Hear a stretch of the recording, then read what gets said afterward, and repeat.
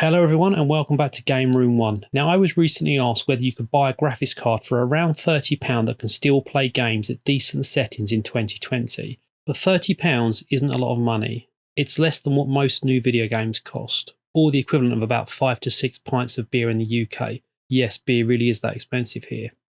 And if you try and buy a brand new video card for £30, you'll end up with something like the Nvidia 710. And that isn't going to do the job at all. You'll have more luck trying to play games on a potato than you will on a GT 710. So instead I turned my attention to the second-hand market. And the first card I checked out was a GTX 750 Ti. Now this was a bit of a favourite back in the day because it didn't need much of a power supply to run it. But wow, £58 for an old 2GB graphics card. That just seems like way too much money to me. So the next card I checked out was a GTX 760. Now this is another 2GB graphics card. It's more powerful than the 750 Ti, but does require you to have a better PSU, so bear that in mind if you're considering this graphics card. It's a good card, but at £40 it was still slightly more than we wanted to spend on this project. But then I found this, the Radeon R9 270 2GB. Now at £32 this looks like an absolute bargain. It's more powerful than the GTX 750 Ti, but perhaps slightly less powerful than the GTX 760. But importantly, it's only £32, which is exactly what we're looking for. So I went ahead and ordered one of these. And this is the card that CEX sent me. Now, it's always a bit of a lottery ordering from CEX in the UK because they don't list specific models on their website. They just list a generic R9 270. So you don't know exactly what you're going to get. But when this arrived, I was really chuffed.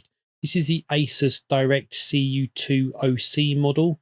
It's actually overclocked slightly from the factory, so rather than having a base clock of 925 MHz on the core, it's actually running 975 MHz on the core as standard. So we've got a nice little boost there in performance anyway. And also it was absolutely immaculate. It was spotless when it arrived. It even had the little plastic covers that go on the DVI port and along the slot, the PCI Express slot. And it's also got all of the different connections you're likely to need. So we've got two DVIs, and it looks like one of those has actually still got the analog connections on it as well, which could be useful to some people on older monitors. You've got a HDMI there and also a full-size display port. Something else that's worth noting with this is that you will need a reasonable PSU. I think it's 500 watt PSU is recommended to use with these. There's one 6-pin PCI Express power connector there on the top. So just check that before you go ahead and order one of these. Make sure you've got a suitable PSU for it.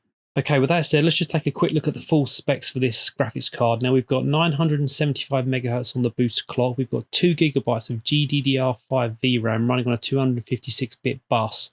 That VRAM runs at 5,400 MHz, and all of this is running on my Ryzen 1600 AF system with 16GB of RAM. But before getting into any testing, I thought I would see if we could push this little card any further. And it was actually very easy to do. I just looked at a few old reviews and concluded that the easiest way to do this was to up the power target to 120, and then up the GPU clock to 1050, and up the memory clock to 6000. Now this was a 5-minute thing. I just downloaded Asus GPU Tweak and applied these settings, and it was 100% stable throughout all of the tests and all of the games I played. So I decided to leave it on this setting. And in terms of how much additional performance we gained from our overclock, the 3D Mark Firestrike score increased from 6,819 to 7,355. That's a 7.5% increase. And to confirm that this actually improved performance in-game, I ran two passes of the Shadow of the Tomb Raider benchmark. Both are run at 1920 by 1080 on medium settings. And if you take a look at the top left-hand corner, you'll see that this benchmark tended to average around the sort of 30 mark. It did dip down to sort of the mid-20s some of the time, but most of the time it hovered around 30. This is confirmed at the end of the benchmark, where we can see we've got an average of 35. But if we apply our overclock settings in Asus GPU Tweak, you can see this jumps up to 38, equating to an 8.5% increase. But personally, I would drop the resolution back slightly to play this game on this graphics card. Now, I've dropped this back to 1600 by 900, and you can see that the average frames per second has increased to 47. That's a 34.3% improvement over the stock performance of this card, and it does make the gameplay experience much smoother, and it eliminates any dips below 30. But perhaps the most important thing is that you can actually play this game on a £32 graphics card. So next up, let's try something a bit more difficult. Let's take a look at Doom Eternal, which is a game that really surprised me because this is listed as needing a 3GB graphics card minimum to run this game, and we're running with a 2GB graphics card, so I wasn't actually expecting much.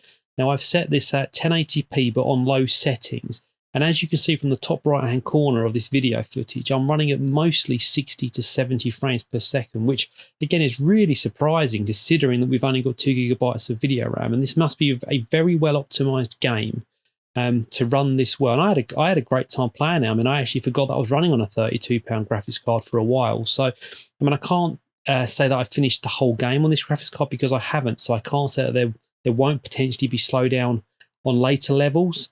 But the time I spent playing on this card was very enjoyable. Next up, we took a look at GTA 5. Now, I wasn't expecting to have any issues with this one really because it is an older game and it does tend to run quite well.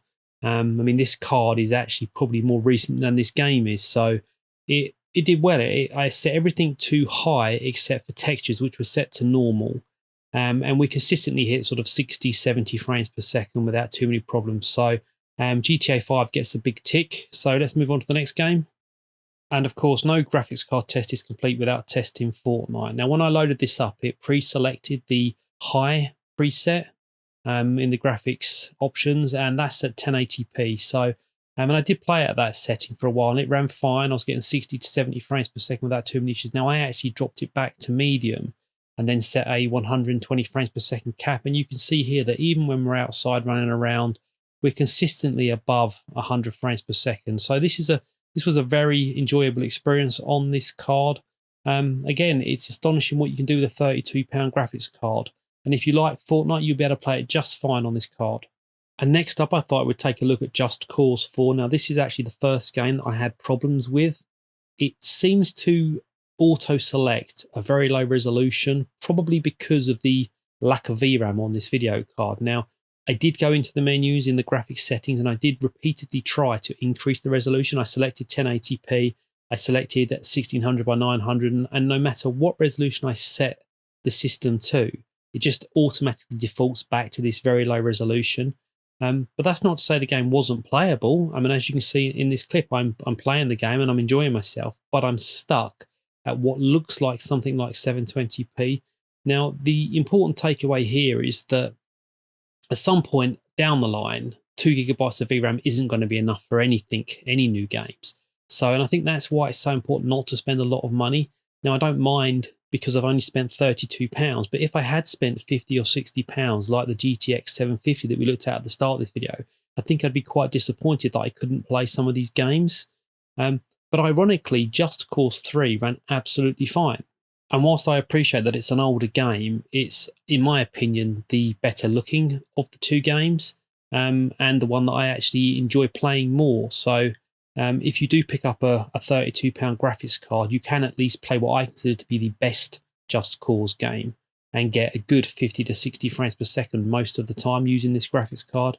Now, with that said, I'm going to wrap up this video at this point. Now, I hope this has been helpful to some of you. It was just an experiment to see, what can you do with a £32 graphics card? And I have to admit that I was really impressed by the performance from this little card. I wasn't really expecting to be able to play some of the modern games as well as they played.